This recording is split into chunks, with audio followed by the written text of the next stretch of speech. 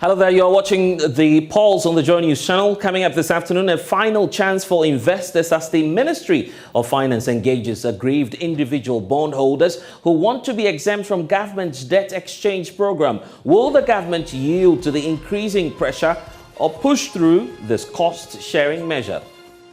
What are we saying? We are saying that we have a situation where debt exchange is necessary. We'll get you the very latest from the Finance Ministry, where that meeting is underway. Plus, hear from former Deputy Minister for Finance, Mona Kote, who's my guest here on the polls. Also, a hike in electricity tariff is forcing many traders at the KJTM market in the Ashanti region who are locking up their shops due to the hike in cost of electricity. The traders say the high cost of electricity is killing their businesses. We are suffocating due to the rising cost of electricity bills that are being billed to traders in the market. And we're also looking up to the National Democratic Congress's final phase of reorganization. The party is finally outdooring modalities for its parliamentary and presidential elections. Shall be held on Saturday, the 13th of May, 2023. You might want to wait for the details, as anyone seeking to run for president would have to cop up as much as 500,000 Ghana cedis. We'll get you the details of this latest modalities released by the leadership of the NDC. Welcome to the polls. I am blessed Sogah. JoyNews is independent, fearless and credible. We're back with details shortly. Please stay.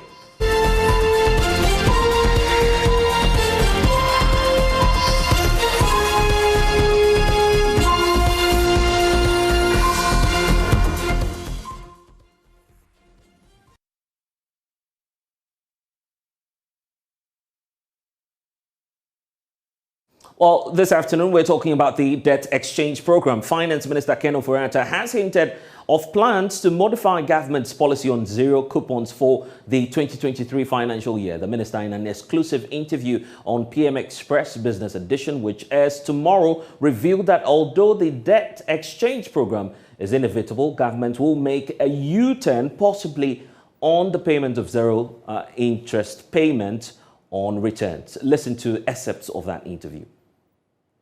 What are we saying?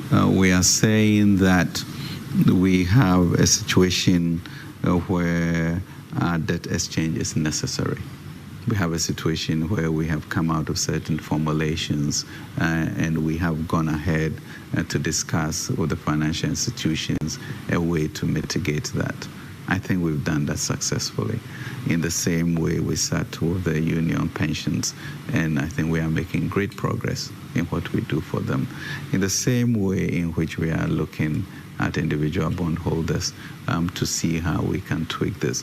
Would we lose a bit of what we have? I think all of us are going to, but we have to make sure that what we eventually come up with creates a sustainability. For example, a zero coupon for 2023. That has to change. So we'll look at that. And those are the modifications which then recognizes the need for fixed income for certain classes of our citizens that we intend to do.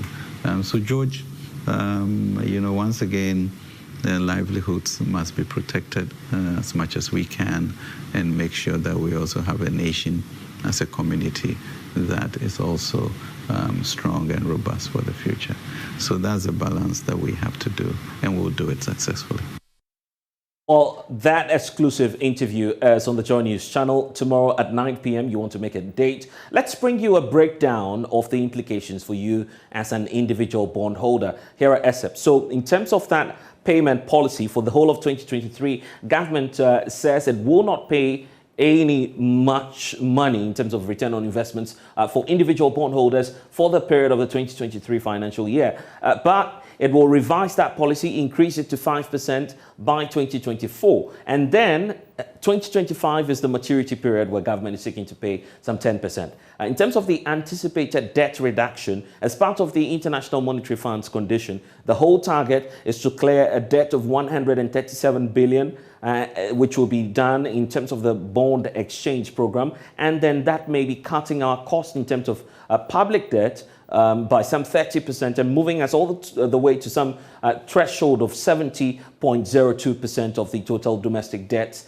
as of September 2020. So that's the base rate at which we're calculating that projection. But what promise is government making to the individual bondholders and by extension the citizenry? The indication is that treasury bills are completely exempt and all holders will be paid full value of their investments on maturity. That is being contended by the group as well. And government is also giving assurances that there will be no haircut. As to whether or not that will be the case, well, in terms of definition, it's subject to controversy as well. But it's a firm assurance coming through from government, including the president himself, that we may not get a haircut on the principal of the bonds.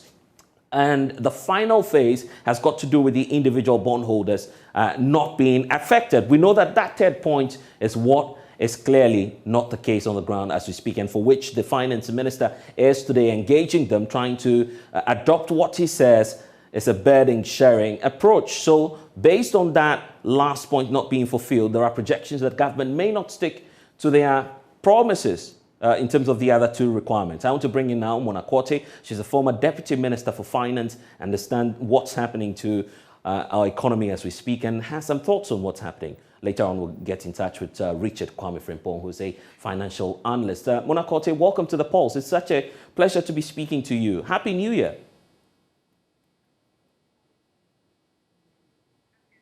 You would have to unmute as you make the point, but what do you see happening now that, of course, a crunch meeting is underway? The finance minister says some losses would have to be made on the part of government. What's your expectation as these negotiations begin? Since I was on mute, let me greet you again. Happy New Year blessing, and to your viewers, good afternoon. Ahead of today's meeting, I know that most people are feeling very anxious, uncertain about what exactly will happen to their treasury bills and to their bonds.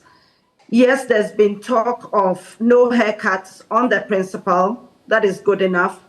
But I think most people bought these instruments as part of their treasury cash management, and it was to earn interest, because we all know that inflation is over 50%. Therefore, at least to earn some interest to keep part of the value of your investment. Therefore, when you're told that there's no haircut on principal, that's fine. But what about the cut on the interest?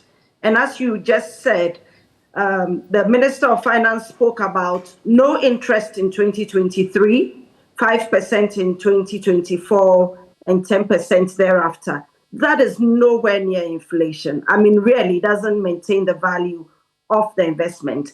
So we hope that this afternoon the minister will speak to the issues and unpack them. Why is this happening? We know the greater goal of trying to reduce debt in order to go into an IMF program.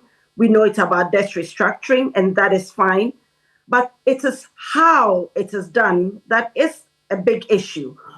How did we get to where we are in the first place, so that we all understand that as we are even burden sharing? Why do we individuals have to burden share? And at this point, with the way the government has communicated its plans to us in terms of domestic debt restructuring, we are all feeling that it's a big no to this debt restructuring as it is being proposed, without giving us a chance to also give our thoughts on how it could be better, a win-win for the debt restructuring and also for our investments as people. Economics is a social science. It's about people. Our cost of living is going up. February 1, we are going to see a hike in utility rates. We also have massive inflation. The value of our currency is not the same. It's gone down, it's depreciated. Therefore, as a people, we are struggling to live. Our standard of living has gone down. Our cost of living has gone up.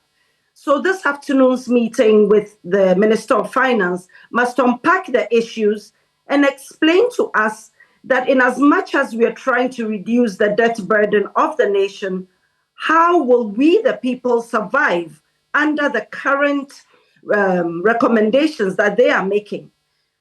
People, number one, as I said, losing interest is going to be major for us. In terms of institutions, the banks, what is going to happen to those banks? We have our current accounts and some of our savings with those banks. If some of those banks go down because they don't meet the capital adequacy ratio, then there's a problem for us as people. Two, people as pensioners. What will happen to the pension funds? I mean, we hear they've been exempted. We hear that the banks may be exempted. We don't know yet. But those exemptions still will create cash flow management for the institutions and subsequently to us as individuals. So it's like we are hit on all sides. It's important that government consults with the people through institutions, through representatives, the MPs, through the banks, through the associations, through the trade union, and have a better way to resolve this issue. I don't think that the IMF is asking government to make its people miserable. It is asking government to do the things, do its homework in terms of expenditure rationalization. What signals are government sending to us when they say that we should burden share, but yet we don't see a cut in government expenditure? I mean, everyone has been talking about this, finance and non-finance people. It is simple. Cut government expenditure, starting from Jubilee House all the way down to the ministries, all political appointees, those who don't need to be there, rationalize and keep only those that you need. Come down to bare basics, and then you are signaling correctly, and then you can ask for burden sharing. I'm sure every Ghanaian wants to help Ghana to get back on its feet, but that can only be done if the right signals are sent to us. Not when you are taxing us some more without any growth, not when you are hiking our cost of living, and then now you're asking us to burden share. That is unfair. I believe, Blessing, that at this point, we have totally destroyed our culture of savings. Everyone knew that these were risk-free instruments, and government has all willy-nilly just gone out and started making unilateral decisions concerning these things. And what I want us to do next will be to explore the alternatives, because the argument has been put forward that government is in a tight corner. We can't find any alternative aside what's happening now, which is the debt exchange program. But even before we do that, we're getting a sense of what may happen at the end of the day when the negotiations go through. The government will indeed revise its policy on the zero coupons for 2023. If government pushes through the approach on individual bondholders, at least this is some respite, isn't it? Blessing, this piecemeal approach to resolving the issue of debt restructuring is very worrying. It tells us that the Ministry of Finance and the government as a whole don't know what they are doing. And that is serious, because that makes us all anxious. These are people who were elected and then appointed into office and are being compensated to do this job. And yet, on a daily basis, they keep making U-turns and, struggling to come up with any consistent policy on this debt restructuring. The alternative, which we have said over and over again for almost 2 years now, is expenditure control and rationalization by the government. This government has shown that they spend recklessly, they borrow recklessly, and they don't keep accounts of government revenue and expenditure. They have bypassed the gift miss system several times. I mean, we all know that there's been essential at some point, essential for motion to remove the minister, all because of these things. The first and foremost signal is for government to rationalize government expenditure. That will send the right signals. Then people can come to the table to discuss alternatives. But when we don't see that, what are we bringing alternatives for? It means we are bringing alternatives to people who will not even listen. People who really don't care, but just want to place the burden on us. So that is not acceptable. Now, this U-turn on interest for this year will not really help, honestly, because you are hiking the cost of living through hike rates for utilities and so forth. You are also taxing people more. You are talking about property taxes and so forth. These are all not bad things in good times, but unfortunately, we are all in bad times. The government can therefore not burden share at this time. They are going to have to discuss what the real issues are with both individuals and institutions, CSOs, banks, pension funds, everyone actually, and then come up with a plan that is acceptable to all. This is what we are saying. We are saying come up with a plan that is acceptable, but don't unilaterally try to come up with a plan, then almost every day make changes to it. You are succumbing to, just pressure from everyone who is suffering. And that is an indication that your plan is not good. So therefore, come out with a better plan that can be better discussed. We're all looking for the solutions. So you may be of help at this moment. The argument we've heard from your side and by extension from those who belong to the NDC is cut the cost. But many say a lot of water has gone under the bridge. We're looking for solutions now. We're in a tight corner as a nation. So where do we start from, aside the cost-cutting measures? We start from engaging everyone. And that is why even the MPs in opposition, as it were, the opposition party, the NDC, have decided that they will go on a road show and explain what is going on. Now, this is what happens when government does not explain properly what is going on. Therefore, the opposition will do its work for it. So the first step is to explain to everyone what is really going on and why we need this debt restructuring. At that point, people will be more open to being able to burden share with government. But the first thing is the signal from government that they are cutting expenditure. And then we can all come together as a nation and try to burden share. What's the argument? What's the argument there? That the measures announced by the finance minister in the last budget, which will obviously take effect this year, is not sufficient. Is that the argument you're making? We've seen a directive. We've seen a directive on hampers. State-owned vehicles would not be moved within town if they are V8 engines, and a raft of measures being announced by the finance minister, including cutting flights or conferences in the public sector. These are huge items that drain the public purse. You agree? It's all being taken off as part of the austerity plan. So where do we cut further? Let's look at the numbers. We are talking about a total of 137 billion Ghana cedis domestic debt. Okay, 60 billion of which is with the financial institutions in terms of bills and bonds. That is not going to be reduced by what you've just said as shown in the budget. It's going to need serious government expenditure cuts. And it will start with even administrative, the number of political appointees, the number of people working in the president's office, in Jubilee House, all the way into the ministries, even the Ministry of Finance, the number of people working there, the perks that they are collecting. Then to the kind of lower down costs that you just mentioned, travel and so forth. But even more so, if I recall, Vice President Mahmoud Bawumia had spoken about cutting corruption and be able to make so much money from cutting corruption. We haven't seen that happen. Perhaps this is a good time for that to start happening as well. I think if we are able to cut expenditure, reduce corruption, reduce the number of people on government payroll, we should be able to then burden share less than what is being expected now. And there has to be consistency in the debt restructuring policy that the minister is referring to.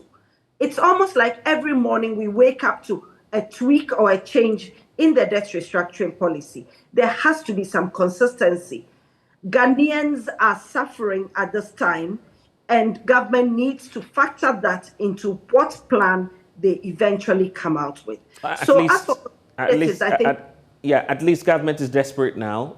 They need the funds. They need the IMF program What do you see happening to that policy if we suffer a setback in the debt exchange program? Do you see the IMF cash arriving in the first quarter of this year as projected by government? I don't see that happening. Blessing. First and foremost, we must pass the debt sustainability assessment. I don't even see this debt restructuring being done by the end of first quarter 2023. That is not going to happen. What we need to do is to spend time to resolve these issues properly. There is no rush to come up with a solution that will fail. Let us rather spend time on coming up with a solution that will be sustainable and that will last and that will not hurt our people. What is governance about? Governance is about making sure that our people live fairly well, have a decent standard of living, and are not, under stress. Therefore, it is important that we look at this whole debt restructuring properly, and there must be consensus. This can only be done through proper engagement.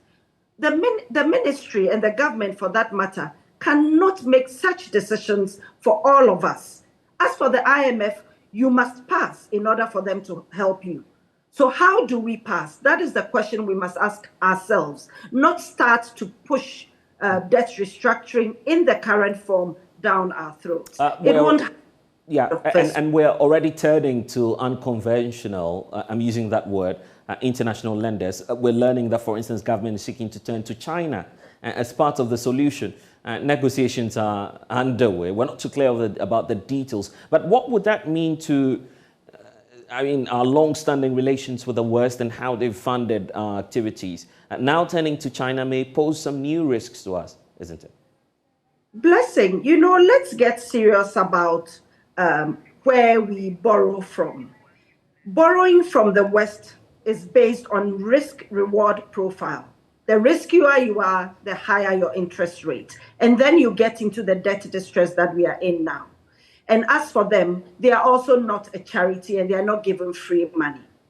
China is also not a charity and given free money. They will also price the money that they will give to you.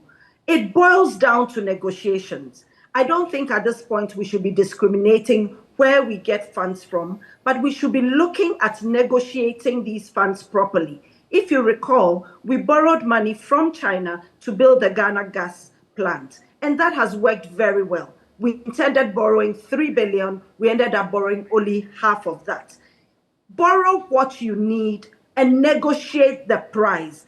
If you can get funding at a good cost from China, so be it. And also check your terms.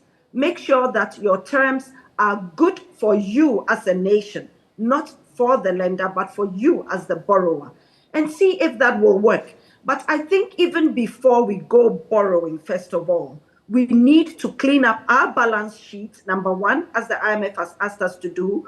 We need to manage our expenditure properly, cut our coat according to our size, and we need to allocate resources to our people properly. Because up until now, all we've seen is allocation of resources to areas that are not priority for our growth, for our development. Okay. Our government has failed us in that area. And I don't think that they should even be going to negotiate any further loans for us. They failed miserably. Mona, we have just a minute to go.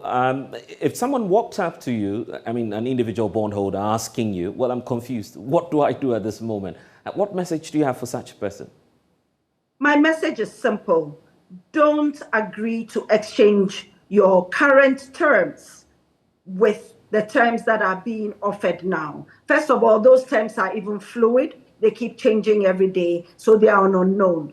Don't make a change for what you know for what you don't know.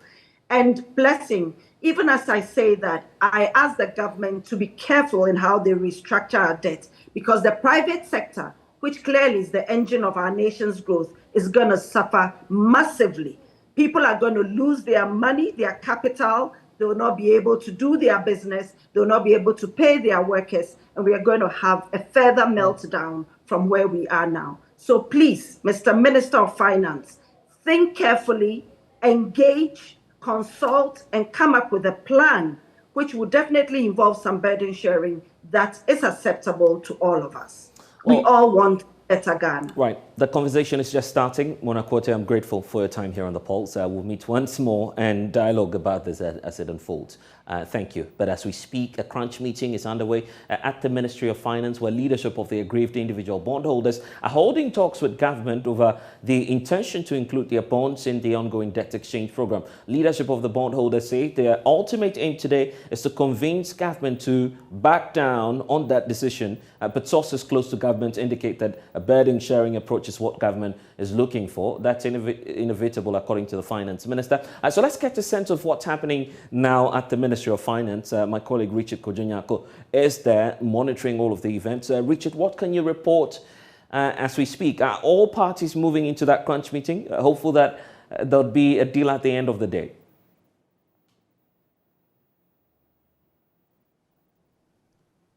So, Blessed, we are currently at the Finance Ministry and we are hoping that the bondholders will emerge and then they will begin the negotiations or the meeting with government officials.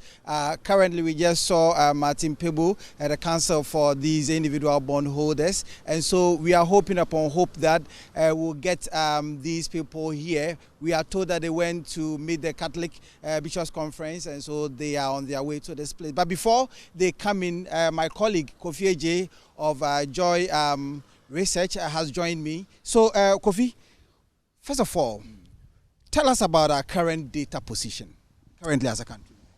Well, I think we have to look at the genesis of this whole problem, why a restructuring looks inevitable at the moment. If you look at us as a country, we have a debt position somewhere around over 480 billion Ghana cedis. If you convert it to dollars, it's a little bit over, $40 billion, $40 billion. And so you ask yourself, is this debt position sustainable?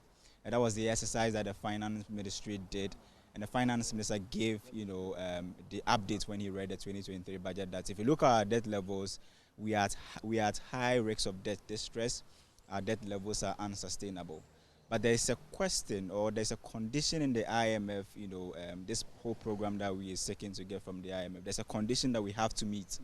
So unlike our 15th IMF program that we went to and we got somewhere around $980 million. This time around, we find our debt levels unsustainable. So we have to take steps to restructure our debt before we can get the IMF deal. And so that's why government is currently, finding ways and means to make sure they bring down the debt level, the debt to GDP ratio, which is currently over 70%. They want to bring it down to 50%. If you wanted to bring it down to 50%, then there's definitely two things you can do. It's either you increase your GDP overnight, or find ways and means to slash your debt level so that at a point you have a debt to GDP ratio which the IMF will look at it and say it is sustainable. Now we can give you the $3 billion bailout package. Could you, Kofi, let's break it down. If you are part of these individual bondholders, why is the restructuring inevitable? Well, at this moment, if you look at the memorandum that the finance ministry released, it looks as if it's a take it or leave it situation. You do not have a choice as a bondholder. And if you look at the conditions that the finance ministry give, or the promise, first of all, it started with the Wait, president. so you are telling me that as a bondholder, I do not have a choice at this moment? At this moment, it looks as if it's a take it or leave it. You can leave it, but be ready to bear the consequences thereof. There's an opportunity cost that you have to bear. If you decide not to participate in this whole exercise, mind you that your bonds will look like worthless if the entire new process starts. Your old bonds, which did not make it to this new invitation to exchange, if they do not make it to it, they will look as if they are useless. You can't trade it. I'm not sure you can even transfer it to another person. And bonds are not like, treasury bills that you can just walk to the bank and say, I'm withdrawing. You have to make sure that you sell it to another person or you transfer it to another person. And if you look at the conditions that this new deal will bring in, it means that if you subscribe to it, this year you're not going to get any interest. And possibly next year you're going to get 5%. There's going to be some 10% till maturity, 2027, 2033, 15 years, and 13 years and 15 years, if you look at it that way. And so if you're a bondholder currently, you are asking yourself a very big question. Am I going to lose all my investments? What happens to the assurance that the president gave us when he addressed the nation on October 2022, that there is not going to be any haircut? If you look at what is currently happening right now, it looks as if it's an indirect haircut for investors. Because if you tell me that I have my principal with you, I'm supposed to enjoy some interest payment, and you're not going to give me anything 2023, and then I'm also not going to get my principal this year, my money is subject to an invincible tax handle called inflation. So definitely I'm going to lose something on it. And government itself is anticipating that investors will lose. That is why they are promising them a 2% tender fee. Simply means that, Kojo, we anticipate that by the time that we'll give you your money, you may have lost something because of this exchange. So we are giving you 2% of your money as compensation. So we are anticipating that you lose, but we are giving you 2% to compensate you. So investors have been left in a dilemma. They do not know where to go. But just like we saw for the pension funds, they had a united front called organized labor. So it was very difficult for government to just impose a certain decision on them. Organized labor, they were very strict.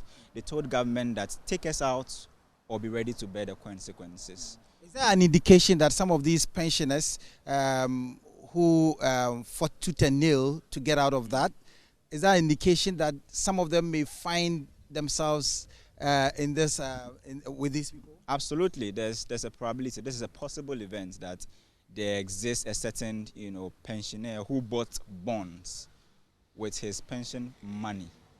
Maybe he has saved up and has bought bonds. He is classified as a natural person or an individual bondholder. There's also what we call the pension fund that probably government wanted to include in the first exchange. It has been excluded in this particular exchange, for instance. So if you're a pension fund, assuming that government decides to add the entire pension funds to the restructuring exercise, and then also you are a pensioner, you are a natural person, you have bonds, then you are going to have a double whammy. You are going to take a hit as an individual and also a hit as someone who has your money in the pension. But individual bondholders have formed a forum right now, so they seem to have a united front at the moment. That is why they are coming here to meet the authorities of the finance ministry to tell them why they think that their bonds should be excluded. If you look at this bond from the Dachi and then also the ESLA, we are looking at somewhere more than 8 billion Ghana cedis. And if government took pension funds out somewhere around 12 billion Ghana, if you look at the 2021 debt report, then government needs to find ways and means to rope someone in. So it's more or less like a substitution effect. If I take pension funds out, then I need to find ways and means to bring in another category of people. It's a desperate attempt to get the 80% subscription. Because at this point in time, every CD is important to governments at the moment. They've already declared default, that they can't pay domestic debt, they can't pay external creditors. And if you look at the 2023 budget, for instance, government is planning to pay interest payments on loans alone, about 55 billion Ghana cedis. And this 55 billion Ghana cedis, if you break it down, more than 23 billion Ghana cedis will go into servicing of interest payments on domestic debt, and the rest of the 21 billion or over 21 billion will go into the servicing of external debt. Government is in a position where it needs to breathe. It needs a fiscal space to breathe. They can't go ahead to pay 55 billion Ghana cedis as just interest payments. We are not talking about principal. We are not talking about charges. We are talking about just the interest, probably interest and charges. But if you include amortization, then government is in a very, very precarious situation. They are in a dire situation. They cannot go to the IMF and say, give us the money now. You need to bring your debt levels down. You need to make sure your debt levels are sustainable to a certain level before you get the 3 billion IMF program. Currently, we have pitch camp in front of the Ministry of Finance, and we are breaking down why the individual bondholders would want to have a conversation with government on the debt exchange program. So, Kofi, what happens if government does not achieve the 80% subscription? So, if you look at the condition, it's a a non-binding condition. So, governments can decide to still go ahead. They are just advertising. Mean that if they do not even agree, government will go ahead and take their funds? It's a condition that they have to meet before they get a 3 billion IMF. Right? Wait. So I invest in bonds, and then I use my own money, my hard-earned money, and then the IMF program kickstarts. Government wants 80% subscription, and then if I don't agree, they will by force take my money. Yeah, if you listen to the finance minister, he says a domestic debt exchange program is inevitable. Inevitable simply means that you can't get an IMF program without it. So by hook or crook, we have to make sure that we get it. If you look at a document from the IMF, it states that it is very easy to restructure your domestic debt simply because, the state is a sovereign state. Okay, so they can just decide to alter certain laws and certain conditions in your contracts, your bond contract, to make sure you toe a certain line of restructuring.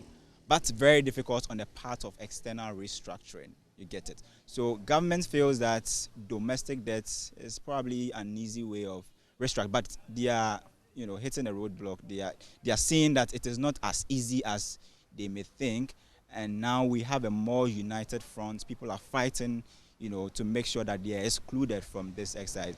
But the question is, if we take out pension funds, if we take out individual bond holders, we are looking at close to 10 billion, Ghana cedis. Which category is the next to be hit?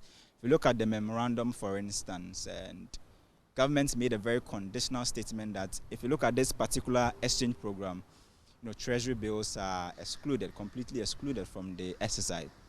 But there's a condition that in subsequent exchange, they may be included in subsequent exchange and non-marketable tradings, they may be included.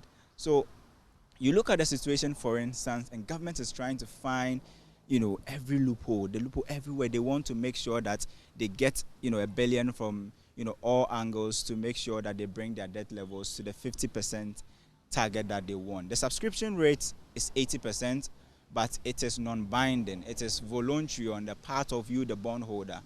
But mind you, if you do not sign on to it, it's at your own peril. But government is given a very interesting condition also in the memorandum that if you sign on to this program, there isn't a chance that if your request is submitted and accepted, you cannot pull out. So we got excited when we read the staff level agreement.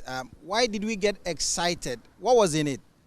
Well, the staff level agreement tells you that now you are closer to getting the deal itself, which would have to be approved at the executive level.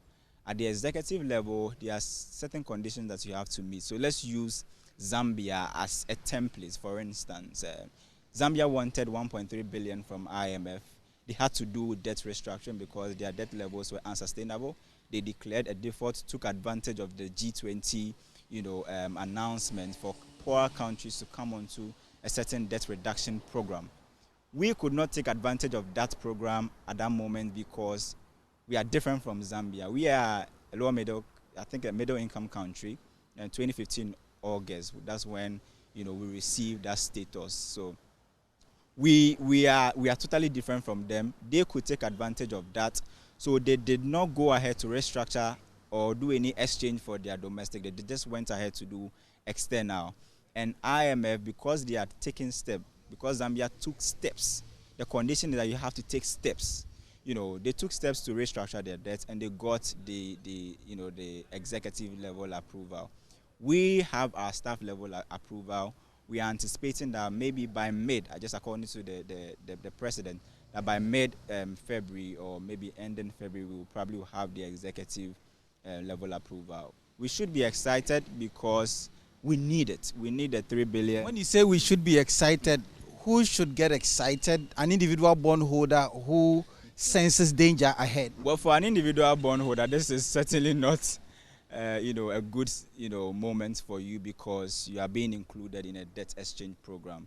But they've been pointing to government some alternatives that they can look at. For instance, they are saying that if you look at the capital expenditure for 2023, it's too high, about 27 billion Ghana cedis. Government should find ways and means to slash it.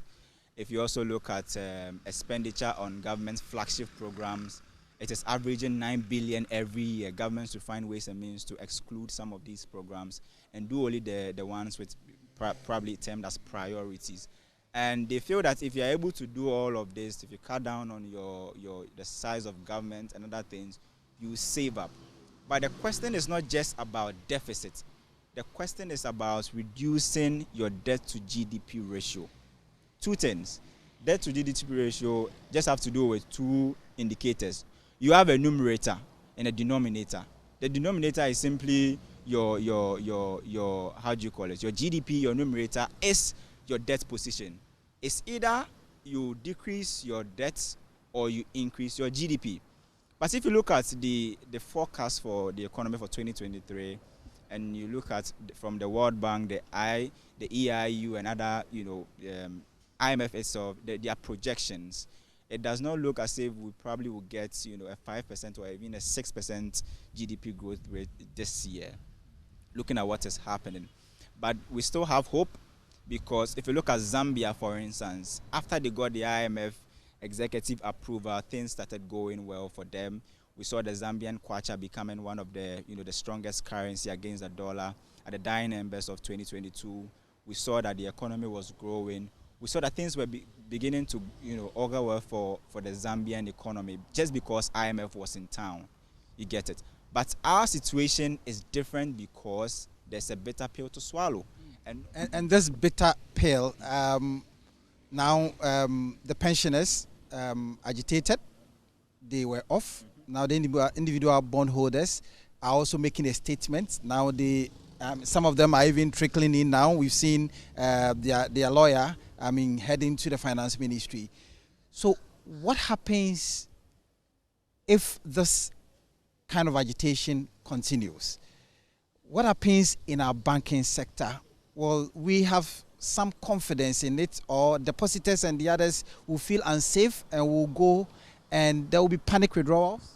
Well, there isn't, data to show the kind of confidence we have currently, the accurate, a measure of confidence in our banking sector. I want, sort of like a very current data, but I can't really pinpoint to that.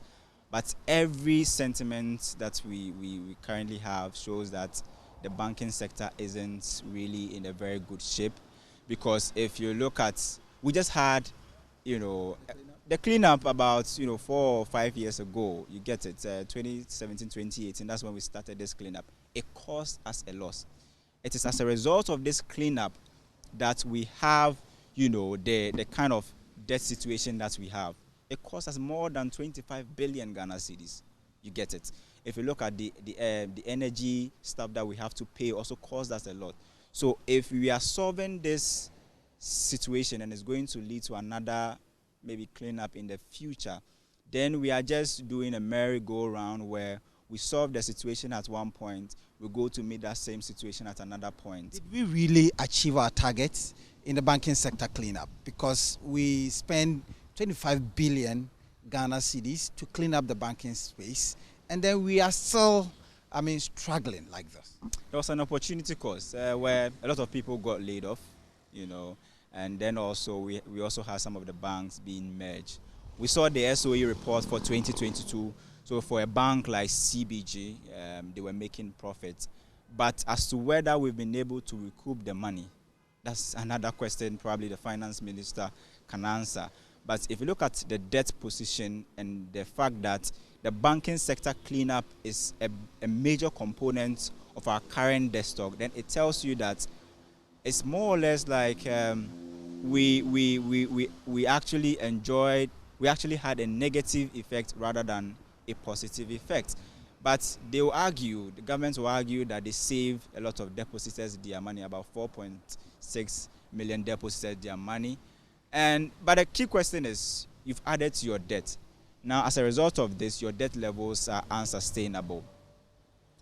Experts are also saying that, you talk about COVID, Russia-Ukraine war and all that, you got a lot of money for COVID.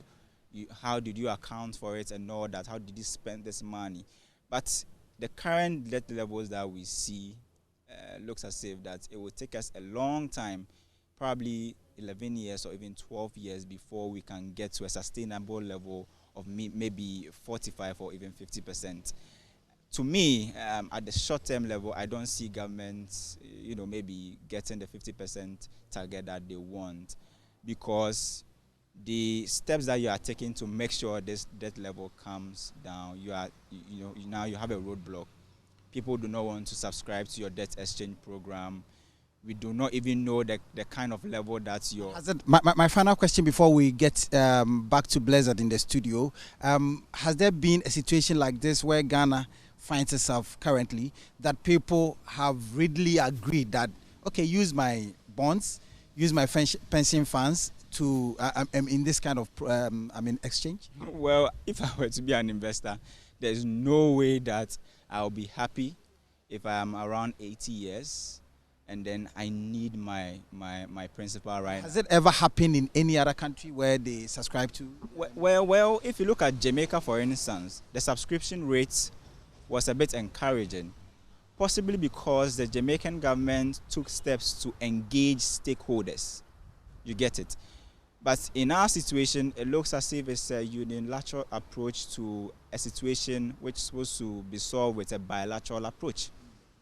And governments will go into their closet, draft a document, draft deadlines, and come and impose it on investors. It appears that is our own undoing, and that is why we are in this current situation. So we are still waiting for the individual bondholders to emerge here so that they enter into that kind of meeting with the leadership of the finance ministry, the finance minister, and other key government stakeholders. We are still pitching camp here.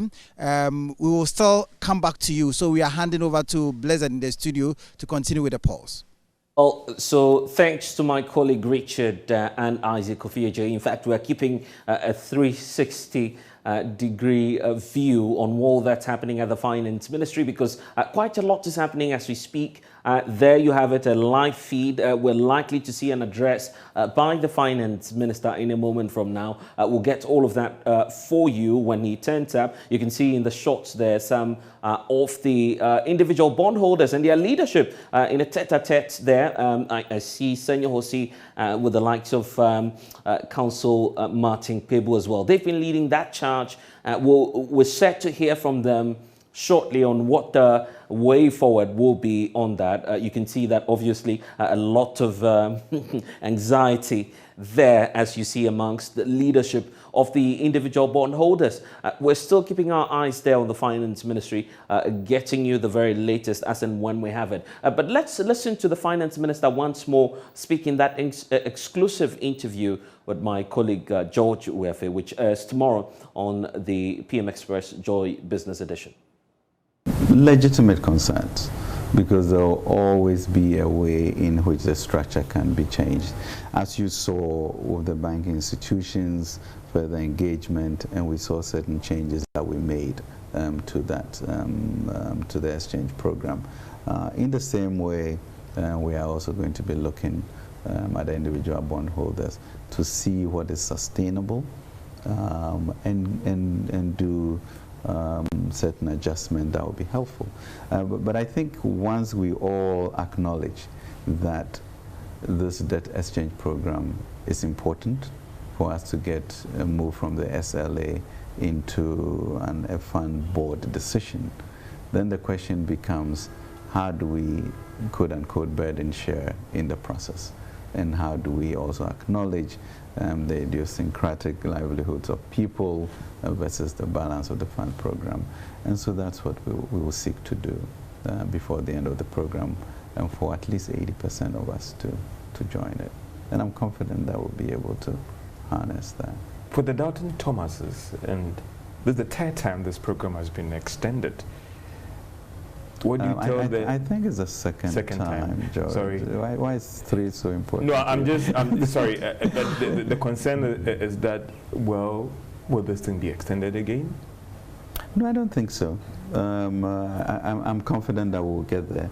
You know, we have done the staff level agreement, as you know. We met with the Paris Club membership and we have given them till end of February for us to go through what we call the common framework, or some version of it, but that should be facilitated. And then we expect them to go to board in Washington in March. So really, we don't have that type of time. Because as you know, George, usually in the first quarter is when we would have gone to the international capital markets for our usual Eurobond issuance. Now that market, it's not there for us this year, maybe even next year, and therefore an agreement in the fund program is what one is using to be able to give the necessary comfort and that is required. I think you heard the Public Accounts Committee or the Central Bank import cover, testify import cover, usable, forex about 1.5 billion, etc. So we need to ensure that the appropriate foreign exchange comes in at this critical juncture. And that's why it's incumbent of all of us to understand, try and balance what we have to give with, what will happen if we don't get a fund program going.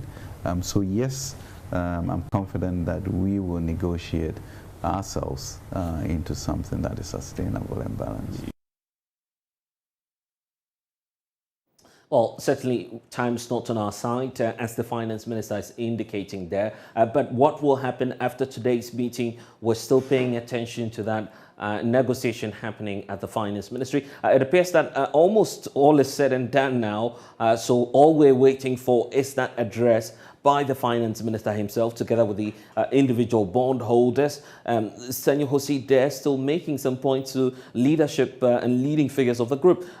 We see lawyer Martin Pebu as well trying to interject there, and a lot appears to be happening. No member of the government delegation is present in the hall as we speak, which means that we need to wait for a few more minutes, a few more hours maybe, just to see what the finality of the matters will be. But we're seeing that clear indication from the finance minister in that exclusive interview that for the policy regarding the zero payment of interest on the bondholders, individual and both corporate, of course, there will be a revision of the policy of zero payment on interest. So we're still waiting for some updates on that. We're still keeping our eyes also on the conference hall where you're seeing on your screens right now. We're waiting the address by the finance minister on that in just a few moments from now. And a lot equally happening there. My colleagues, the journalist, also trying to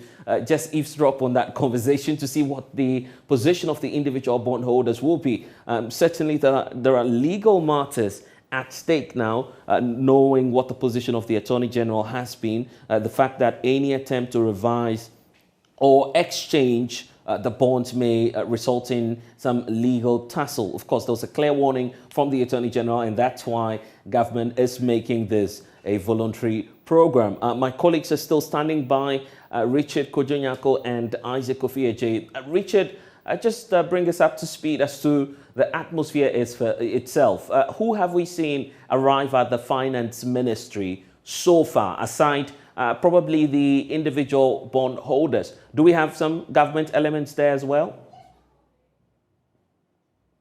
It's a bull floater. Well, so thank you very much, Blessed. So we are still at the finance ministry. The individual bondholders are currently seated. They are the ones that are waiting for government officials for them to begin the meeting. I've got my colleague Kojo Brace here. Kojo has been following them when they went to the Catholic Secretariat. Kojo, thank you very much for following up with all of this. Tell me exactly what is happening in there. You just came from the inside of the building. So what I can tell you is the individual bondholders are set. They are waiting for the government side to join them. Then they can start this whole process of negotiating on the terms, because they've put forth their request that we want you to stay off our bonds. They don't know what government is also coming to the table with. So I've been told by the ministry that there will be two parts. One part will be off for the cameras where they will be negotiating on the nitty-gritties of the whole arrangement, and then they can then open up to the press to tell us what the agreement has been. You remember how the discussions with the TUC went? First, it was close to the media, where they agreed on what they were going to do, which the decision that the two parties have raised, before they opened to the media. So I guess that's how it's going to be. But as I was coming from the conference center, it was only the individual bondholders, were represented by their leaders, Senyor Hosi, Gehart, and all of the other members who were seated up there waiting for the government side to come in. Now, before this, they had been to the Ghana Catholic Bishops Conference to court their support. There, they made it clear to the Catholic bishops that there are many people whose lives are at stake here. That for the bondholders, there are 1.5 million of them, and they also have some 6.5 million people who are dependent on them.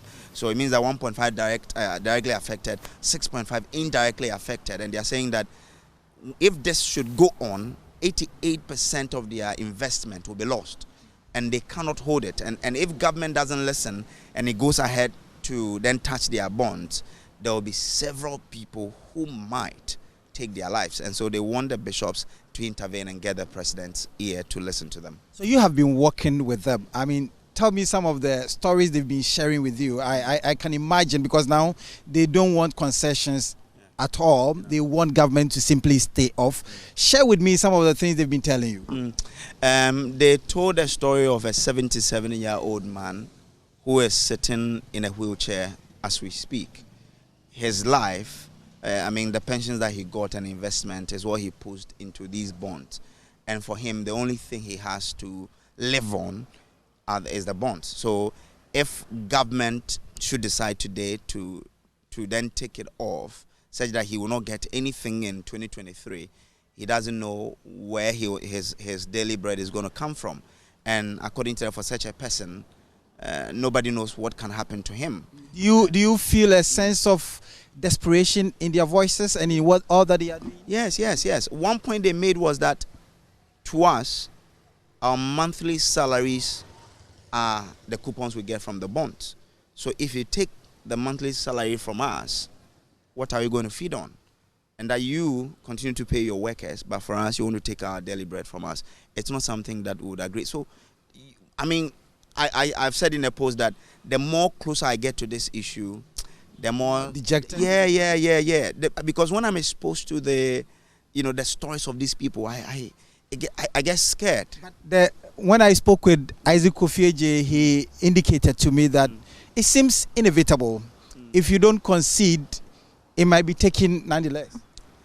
Well, that is, I've seen that letter, which is also communicating that. But they also say that, when they were investing, they knew that government bonds are zero risk. That's what they were saying in there. So if it is zero risk, and then you would want to say that because of this issue, you are taking it. The argument is that Ivory Coast, which is our neighbor, when they saw that there were going to be issues, they reduced the size of their government. So why is it that Ghana cannot do the same? And there are cases, if government of Ghana is able to cut down the size of this government, there can be a lot of savings. So government should look at cutting down its size and not touching the investment of individual people, because to them, government wants to be, government wants to be comfortable and wants to make the lives of investors uncomfortable. So that's what they're saying. They feel that government should, if you really want us, all of us to be in this boat together, show us your commitment, show that you care, cut down the size of this government, and we may probably have the ear to listen to you. But if you feel that you can touch it without us doing anything, and so you can go ahead, they feel that you are being unfair to them, and they may also go to every extent they can to get this matter resolved. I bet you so. This is not the last we are hearing of the bonds. We saw the pensioners led by the organized labor, and then they told government to stay off their pensions, and then government issued a release and said that they have stayed off. Now it is the turn, or it's the time of the individual bond holders, and as Kojo told us earlier, that they are seated, their leadership is seated, waiting for government officials to come to engage in that. But they are of the opinion that there are no concessions at all. They simply want 100% of government hands off their individual bonds, and he's been reiterating to us some of the stories. Some of them are very harrowing, and I mean, we are still waiting for the reaction of government when the meeting starts. So, Kojo, from after this meeting, do you know what is going to happen before I let you go? Well, if I'm taking a cue from what happened between the government side and TUC, then there could be an agreement on what government intends to do. But since this is going to be the first of the meetings, maybe it will be that they will get to a certain point, there won't be an agreement, and then they can leave it for another day. So let's see how, but because the government doesn't have a lot of time on its hands, maybe there could be an agreement today or deferred for another day. Thank you very much, Kojo. So, Kofi, let's put, let's say some final words because we know that any moment from now, that meeting between the individual bondholders and government will kickstart. From what Kojo Brace has been telling you, the stories that he shared, and then their position, what can you say, a data analyst? You have been going through the numbers, and then where do we stand now? Well, I'll start from 2021 and 2020, possibly after COVID, when people were looking for a safe haven or to store their money or to, as securities, they look at bonds, government securities. So if you look at the 2021 debt report, it says that if you look at individual participation in bonds, they actually increased by some 24%, and this was at the point that people were actually buying more bonds. So if you listen to the stories, most of these people that we speak to, they bought their bonds either 2020 or 2021 because they felt they needed a security. And the safest security they could find at that point was the government bond. Just like Kojo said, they were 0% risk. But they were given an assurance, and I feel that possibly the president must listen to these individual bondholders, because he told them that there will be no haircut. But with what is happening, does it come across as a haircut? It's an indirect haircut. Because, Kojo, if you look at the structure of these new bonds that governments will be issuing and this new invitation, you definitely won't escape a haircut. And if we are supposed to go by what the president said in October, that there will be no haircut, there will be no haircut on your principal or on your interest, he assured us that there wouldn't be any haircut. He said we should treat it as rumors. But does it look like rumors? What is currently happening doesn't look like rumors, because individual bondholders fear that they may lose their investment. Kojo said it. Some of these people they depend on these monies, for medication. People even depend on these monies as, a monthly salary. So if it is a monthly salary, imagine you are going. There's a certain year that you wouldn't be getting your salary for a year. You can't survive without it. And if you're having close to 1.6 million people having bought government bonds, natural persons having bought government bonds, mind you that you can have an individual. He's having a bond as an individual, a natural person. He's also having a collective bond somewhere. Maybe he has an institution that a group of people, they also have a certain bond that they... So that person is going to take a double hit. So governments must look at all these dynamics and possibly go to the negotiation table, like possibly they'll be doing today, and find ways and means to solve this. Because if you keep coming back with revisions and extensions, it affects the health of the entire exchange program that you want to have. You want people to have confidence in you that if I exchange your debt for the next 15 or 10 years, be assured that I'll give it to you back. If this is the way, then I don't think this is the way that governments must go around this whole thing. Because it is my money. If you want to touch it, you have to first of all engage with me. You can't take a unilateral decision and force me that it's a take it or leave it. So governments must go back to the negotiation table with these individual bondholders and listen to what they have to say. If government listens, what option does government have? Well, they've provided alternatives, just like Ojo was saying. Adequate, cutting down the size of government, I mean, taking off some of the flagship programs. Is it adequate for them to reach that level they want to? If you are ready to touch individual bondholders that their money is worth some 8 billion Ghana cedis, then I don't think government should also hesitate to possibly touch capital expenditure or another expenditure line item which is so expensive that can save the country some billions. Because at this point we are talking in billions. Every billion now is important and it counts. Government can't afford to go into the IMF program without a sustainable debt level.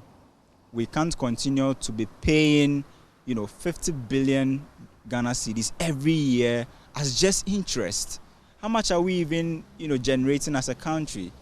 If you look at the domestic taxes that we generated for 2022, for instance, the provisional data that's available from the Finance Ministry, and look at how much government is willing to pay as interest payments, not even willing, has projected to pay as interest on loans. Then it should tell you that as a country, we take taxes from e-levy and all that, but we are going to use all these monies to pay interest. So first of all, we have to also restructure the way we borrow. You get it? Because, for instance, treasury bills, what's going on is that governments will just borrow to pay old bills, but day in and day out, you see the interest rates on treasury bills increasing. Currently, if you look at the Bank of Ghana's website, it's around 32%. This is attracting more people to come and subscribe. The last one that was done for the first quarter of 2023, it was oversubscribed. It means that people are looking at it as a lucrative way of storing their money. But how can government give them that assurance that they will be excluded? I'm talking about the T-bill holders. You get it? And if you look at the bonds that government wants to touch right now, ESLA bonds, Dachi bonds, all of these are tax handles. If you look at the ESLA, for instance, we have so many tax handles under ESLA that day in and day out, they generate money. You get it? Is this giving other people other options apart from saving in the banks and investing in bonds and all of that? Will this give people other options of saving that, well, let me not take my money there because anything could happen? What is happening right now is that there are people who do not even understand what is going on. They just hear that, hey, there's something happening in the banking space. People even think that their savings will be affected. People think that their fixed deposits will be affected. People think that certain instrument that they've subscribed to will be affected. If government does not take steps to explain what is going on, we will have people that are not supposed to be part of this bracket even going to the bank to withdraw their money. And if we have panic withdrawals, we all know the consequences. So government must take steps to make sure that these exercises that they are doing is delicate. If you listen to the IMF, they say debt restructuring is like performing a surgery. You only do it when it is necessary. And at this point, it's become a necessity. And so the surgeon who is doing the restructuring must make sure that they go through the right step, they use the right theater, they use the right tools. Because just like a human being going under surgery, that's the same way that our financial sector or people holding government instruments will also be going, on surgery. And the government must take steps to make sure that they come out successfully out of this debt exchange program, which looks inevitable currently. So that's Isaac Ofieje, data analyst with JoyNews. So the meeting, we are told, will kickstart very soon because the individual bondholders, their representatives, their lawyers, they are ably seated. They are waiting for government officials to begin that kind of meeting. So from the Finance Ministry, my name is Richard Kwajanyako. I was here with Isaac Ofieje, data analyst, JoyNews. Blessed Sogah is in the studio. I hand it over to you, Blessed. Well, thanks, Richard, for the latest update from the Ministry of Finance. In fact, just as you can see in that shot there, the Deputy Minister for Finance arriving at the Finance Ministry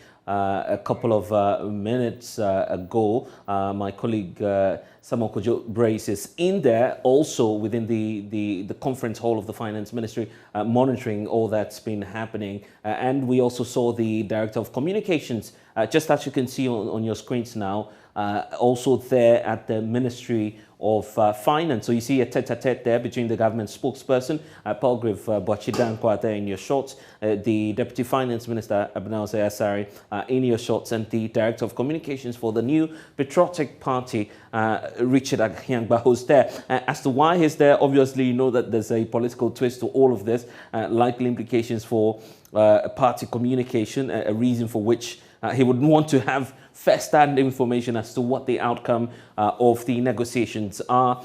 Clear indications there that it's not really been a smooth negotiation for government, as we're learning from our colleague Samuel Kujobrace. You see the update there giving us a clear indication that the individual bondholders, as we speak, are not really giving in to government's proposal.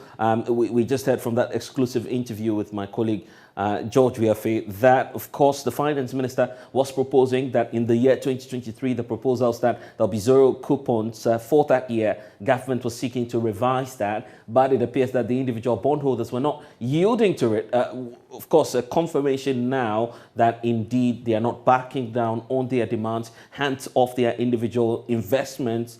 And that is a non-compromise for now. I guess that's why, of course, you see such an agitative posture on the part of the Deputy Finance Minister, who you see on your screens right now, interacting with the Director of Communications for the New Patriotic Party. We're waiting the Finance Minister himself, Ken Ofori-Atta, who will be addressing the press any moment from now. The individual bondholders are also present.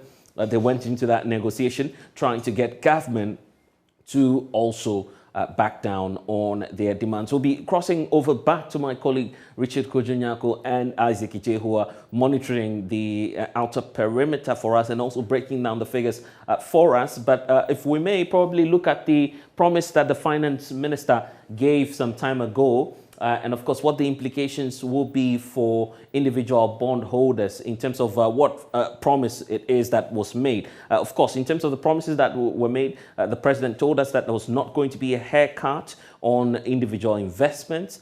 We also got that firm assurance that, of course, with what government is doing, they were going to, of course, vary how the payments will be spread over the 3-year period starting from 2023. But it appears that one aspect has not been respected, which has got to do with the fate of individual bondholders, a reason for which we're seeing the meeting that's happening now at the Finance Ministry. We'll definitely get you some updates from there. We're still awaiting the Finance Minister to arrive any moment from now. When we have him, we'll definitely bring that to you. But let's listen to the Finance Minister again explaining government's position and what they were intending to do just before the meeting started.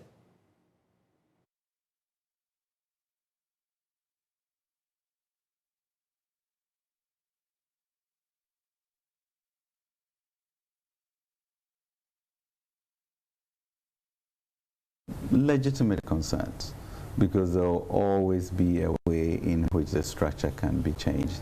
As you saw with the banking institutions, further engagement, and we saw certain changes that we made to the exchange program. In the same way, we are also going to be looking at the individual bondholders to see what is sustainable and do certain adjustment that will be helpful. But I think once we all acknowledge that this debt exchange program is important for us to get a move from the SLA into an F-fund board decision, then the question becomes, how do we, quote unquote, burden share in the process? And how do we also acknowledge the idiosyncratic livelihoods of people versus the balance of the fund program? And so that's what we will seek to do before the end of the program, for at least 80% of us to join it. And I'm confident that we'll be able to harness that. For the Doubting Thomases, and this is the third time this program has been extended, what do you tell them? I think it's the second time, George. Sorry. Why is 3 so important? No, I'm sorry. The concern is that, well, will this thing be extended again? No, I don't think so. I'm confident that we'll get there. You know, we have done the staff level agreement, as you know. We met with the Paris Club membership, and we have given them till end of February for us to go through what we call the common framework. Well, be on the lookout for that full conversation. We'll be crossing over shortly to the Finance Ministry, but there's a lot on the hands of the Finance Ministry because some traders already at the KGTM market in Kumasi are locking up their shops over the high electricity cost. Individual shop owners currently pay between 500 and 1,500 Ghana cedis monthly as a cost of the electricity charges following last year's increment in the utility tariff. The PURC, just as we had them on Monday, announced another increment in water tariffs by 8% and that of electricity by 29%, which is expected to take effect from next month, February 2023. Chairperson of the Federation of Kumasi Traders, Nana Isi Prempe, has been speaking to JoyNews on that. He says the announced adjustments will deepen the woes of the traders. We are suffocating due to the rising cost of electricity bills that are being brought to traders in the market. Previously, before the utility price adjustment in September, we were paying between 343,000, 350,000, 380,000 a month. After the tariff adjustment in September, it rose to 400,000. And now, between October and November, it rose about 920,000 in a single month. Meaning, the traders are consuming more power in the market. Whereas when the management is sharing the bills, still, they give us the same points. This has resulted because we are using 1 meter in the market. The high bills that the management gives to the traders is making people close their shops. Many people are closing up their shop because they cannot continue to pay the high cost of electricity bills. Whereas when the person, he or she is having she or an individual meter, she can manage the credit he or she buys per month. But here's the case, of the 7,203 shops, we are all hooked 1 meter. If you come to the restaurant section, because those operate the canteen areas and other places, some are paying as much as 2,500 cedis a month, some are paying 1,700 cedis a month, some are paying 1,200 cedis a month. So if the person makes all the calculations and realizes that she is running at a loss, then she falls up and close up the shop. Let's bring in now Adams Yakubu, Policy and Research Analyst with the Institute for Energy Security. Adams, thank you for your time. Clear indication there that the traders are feeling the deep effects of what it is that is likely to be another increment in the utility tariffs. But when you look at the adjustment so far, would you say that that's a realistic target that the PURC is putting at? Good afternoon and thank you for having me. The PURC, am I audible, Blessed? I can hear you loud and clear. Yes. So the PURC's policy and review, we think that it's a bit not very carefully thought through. When you look at the 4 key components they used in their assumptions to determine the tariff, they made mention of the inflation rate, the dollar exchange rate, the energy mix, and the weighted average cost of gas. We have cause to concern the weighted average cost of gas is an important component. Data available to us from Akosombo and Bui shows that the water levels elevation of these 2 hydro dams are at record time high compared to what we had last year. And so we were thinking that this would have factored in their consideration and informed their projection around the computation around the energy mix, which would give favor to hydro instead of thermal. That would have had something like 38 to 62% against what they have projected. Right. Unfortunately, Adams, you would have to just stand by for us. A bit of a breaking news for us. The Finance Minister is indeed announcing what it is that transpired today after negotiations with the individual bondholders. I want to cross you over now to the Finance Ministry where he's addressing the press. That's fine.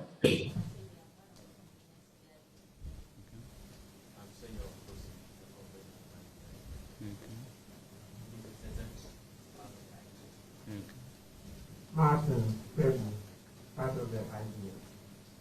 Minister, member of the forum.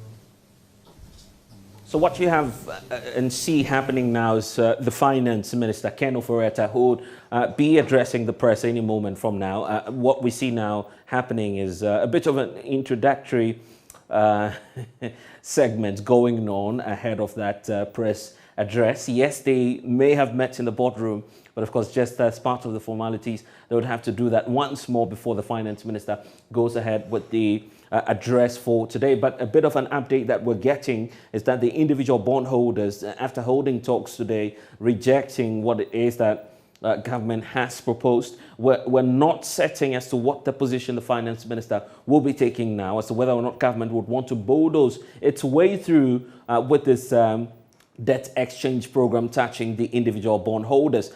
We're still waiting for him to make that official pronouncement, as and when he makes that, we'll analyze all of that for you. My colleague Richard and Isaac at the Finance Ministry also bring us reactions once we get that announcement. But what you have now is the Finance Minister address the press on the debt exchange program after weeks of reactions and backlash from the individual bondholders. Let's listen in.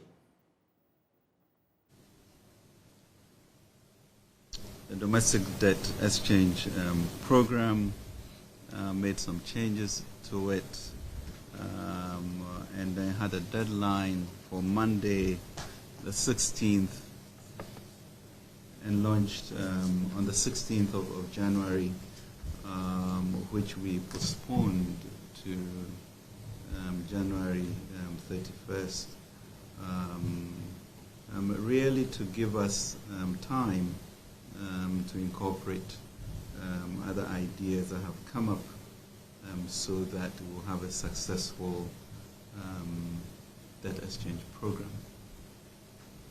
The exchange program, I think we had targeted something like 80% participation as a way to get enough to ensure that we are within the perimeter. But as long as we are able to be in the perimeter of 55% our debt to GDP, we should be able to go forward with it. So I think one of the things that should really be clear to all of us, category, that it is a voluntary program. A voluntary program, and expectation, when we say 80% participation, that some people may choose not to participate. So that should be very factual for everybody. The question really becomes that given the state that we are in, with the economic crisis, as Prof. prayed us in, what is it that we all can do to make sure that this happens? And what is it that we do to make sure that we are alive after it has happened? And so therefore, we have proposed a program in which there's been a lot of pushback and very high decibel level on some issues, and really part of that informed our decision to postpone it to January 31st. I think the challenge for us going forward really is how do we balance the current crisis of our own needs to also ensure that the community is kept alive, even as individuals are kept alive. And that is a challenge that we have. So the issue of standing behind individuals fighting for rights as are perceived, I think it's a very fair thing to happen in any democratic progressive society. And then the challenge, for us is where do we draw the balance, and how do each of us in the various categories contribute to ensuring that the community does not die off. And in that milieu, what is most sustainable for all of us to go forward?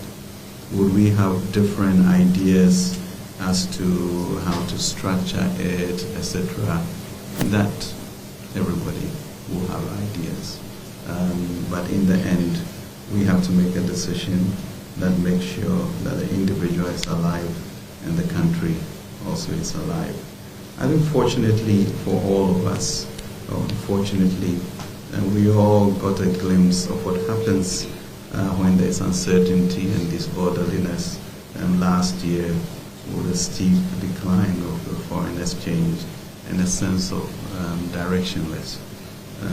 Once we were able to secure the staff level agreement, there was a sense of calm and certainty. So the challenge for all of us who are contributing to this exercise to make sure that everybody participates in a way, or that nobody carries too much of the burden, is how do we balance to ensure that the community remains for all of us to work with. At the same time, all of us are able to be alive through the process.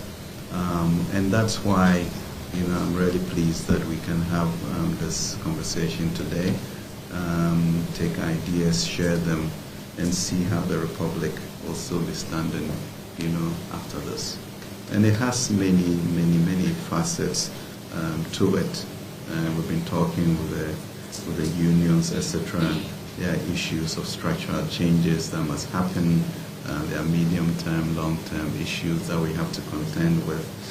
But the debt program we must do, how we do it, with different ideas involved, we can contain that, ensuring that, and we don't miss what we call landing zone in 2028.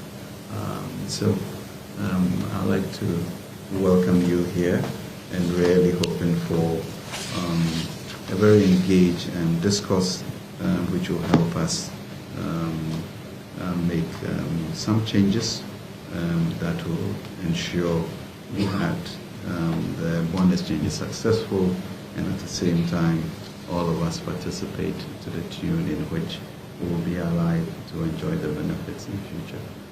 So thank you very much indeed for that, and that's what we'll have for everybody. But I think we should be very clear that this is a voluntary exercise. And so I have seen some really very dramatic videos as if the situation has already commenced. And that's really not true. It is voluntary. We anticipate around 80% maybe success rate that will be enough to keep us within the parameter. And so let's keep that at the top of our mind. But our key issue, any society, as I say, that does not protect its elderly, it's not the type of society we want.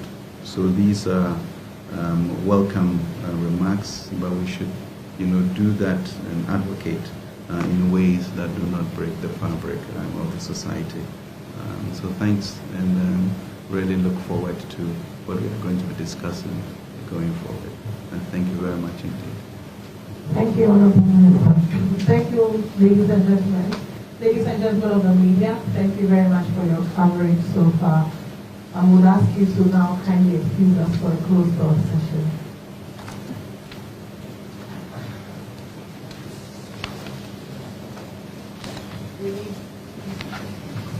We need just about 40 to 45 minutes for us to be able to have a free discussion. Yes, you may just go around.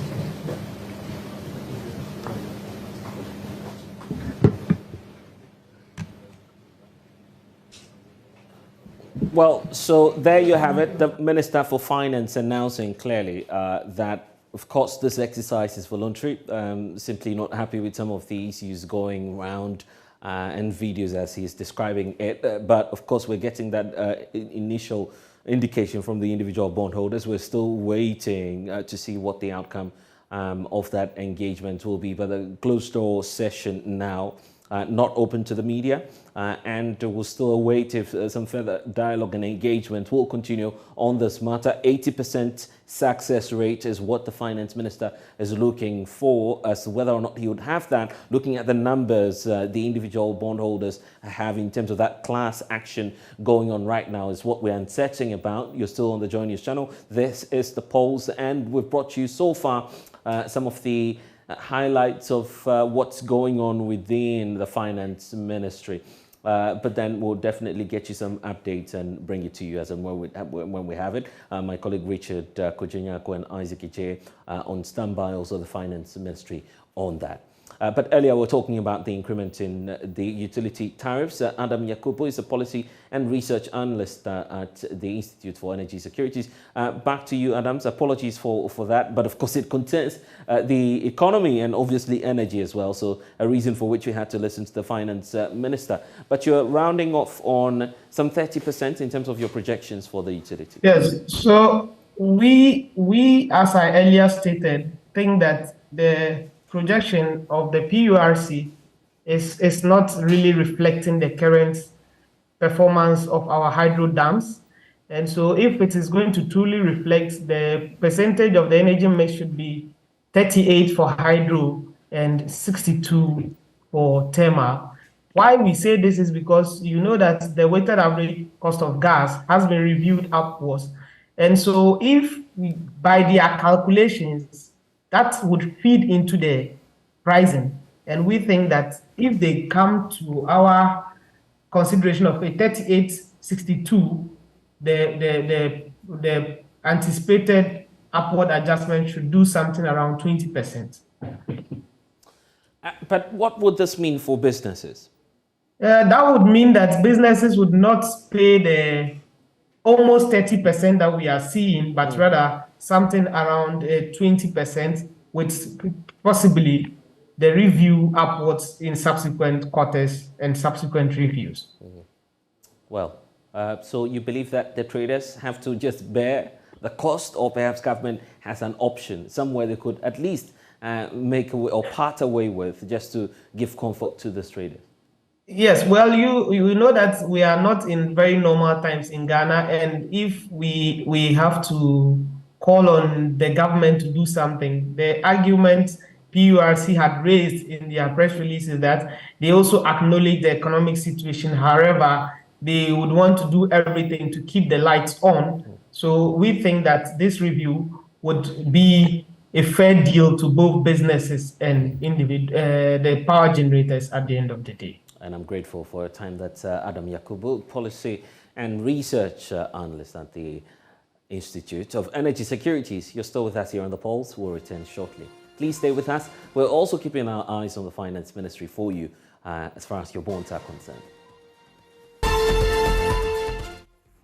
Well, that's all we have for you here on the polls, but don't forget that we are still keeping our eyes on that engagement going on at the finance ministry.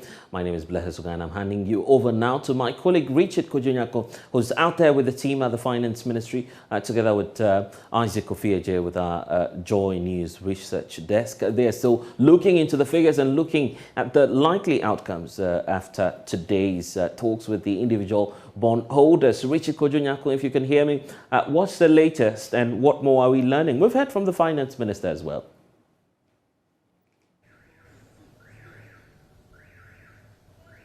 Well, so, Blessed, what the finance minister has been doing is to address the individual bondholders, their representatives. So we saw Senior Hossi, we saw Martin Pebu, we saw other people that are representing the individual bondholders.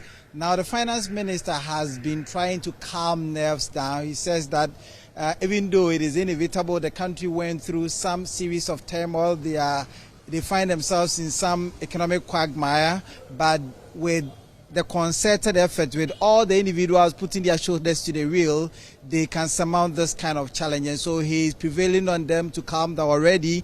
The pensioners, said that government should not touch their funds, and that has been done, but they need to also get other sources to make up for the 80% government is expected to raise in order to declare this program successful. And so the first part has ended.